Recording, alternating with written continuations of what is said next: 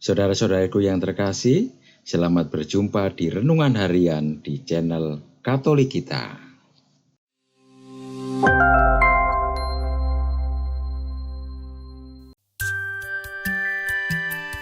Hari ini, Jumat, 1 Maret 2024, Pekan kedua Prapaskah.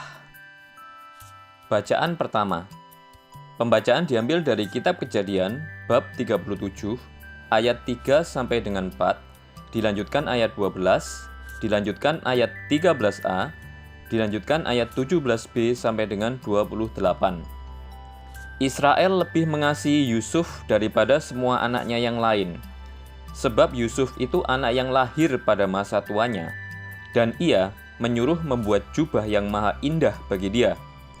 Setelah dilihat oleh saudara-saudaranya bahwa ayah mereka lebih mengasihi Yusuf daripada semua saudaranya, maka bencilah mereka itu kepada Yusuf dan tidak mau menyapanya dengan ramah. Pada suatu hari pergilah saudara-saudara Yusuf mengembalakan kambing domba ayahnya dekat Sikem. Lalu Israel berkata kepada Yusuf, "Bukankah saudara-saudaramu mengembalakan kambing domba dekat Sikem? Marilah engkau kusuruh kepada mereka." Maka Yusuf menyusul saudara-saudaranya itu, dan didapatinya lah mereka di Dotan. Dari jauh Yusuf telah kelihatan kepada mereka. Tetapi sebelum ia dekat pada mereka, mereka telah bermufakat mencari daya upaya untuk membunuhnya. Kata mereka seorang kepada yang lain, "Lihat, tukang mimpi kita itu datang. Sekarang, marilah kita bunuh dia dan kita lemparkan ke dalam salah satu sumur ini, lalu kita katakan, seekor binatang buas telah menerkamnya, dan kita akan lihat nanti bagaimana jadinya dengan mimpinya itu."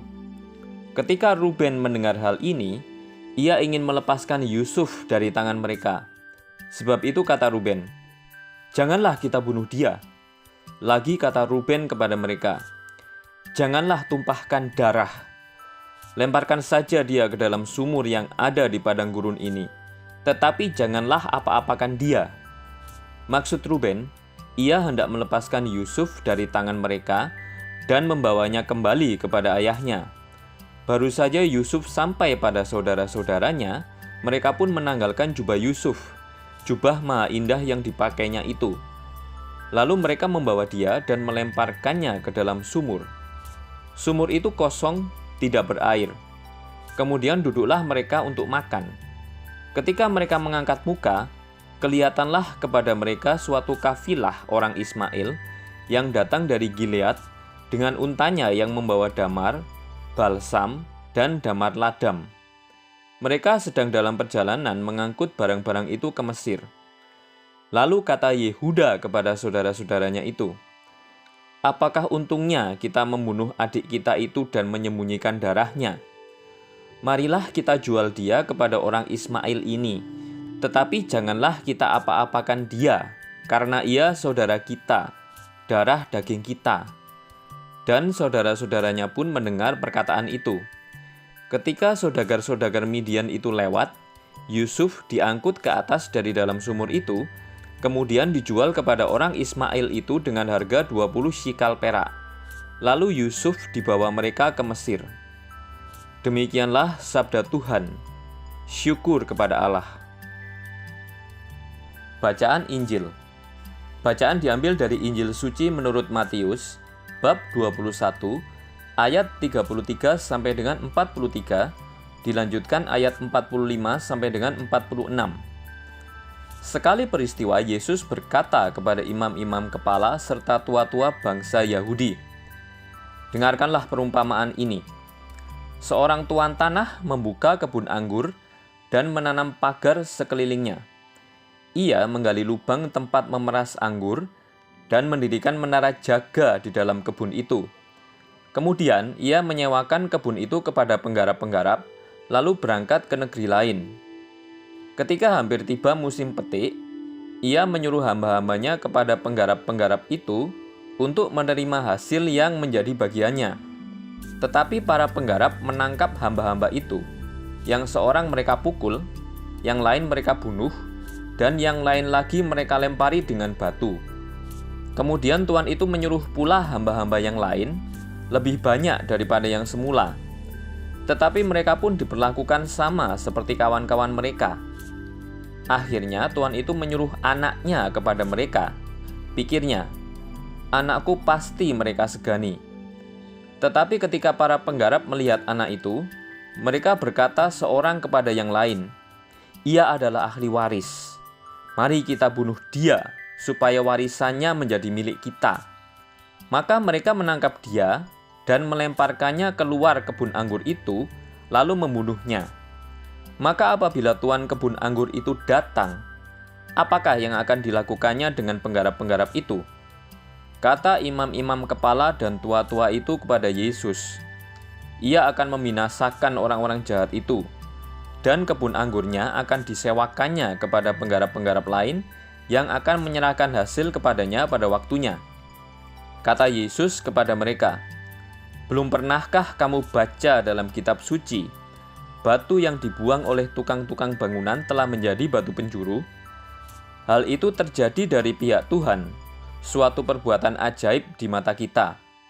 Sebab itu aku berkata kepadamu, kerajaan Allah akan diambil daripadamu dan akan diberikan kepada suatu bangsa yang akan menghasilkan buah kerajaan itu." Mendengar perumpamaan Yesus itu, imam-imam kepala dan orang-orang Farisi mengerti bahwa merekalah yang dimaksudkannya. Maka mereka berusaha menangkap dia, tetapi mereka takut kepada orang banyak, karena orang banyak itu menganggap Yesus nabi. Demikianlah sabda Tuhan. Terpujilah Kristus. Sebagai makhluk sosial, mestinya kita menyadari bahwa kita tidak bisa hidup sendiri tanpa sesama. Masalahnya adalah, dalam hidup bersama, terkadang ada seseorang yang merasa tidak nyaman ketika orang lain mengalami hidup lebih baik. Ada yang cenderung gelisah ketika sesama sedang bahagia dan sebaliknya. Sikap ini lahir dari kecenderungan iri hati yang tumbuh di dalam diri. Kalau kita pengikut Tuhan, mestinya kita belajar untuk menjadi pribadi yang baik bagi siapapun. Apakah kita sudah menjadi baik bagi sesama? Menjadi manusia bersama gereja.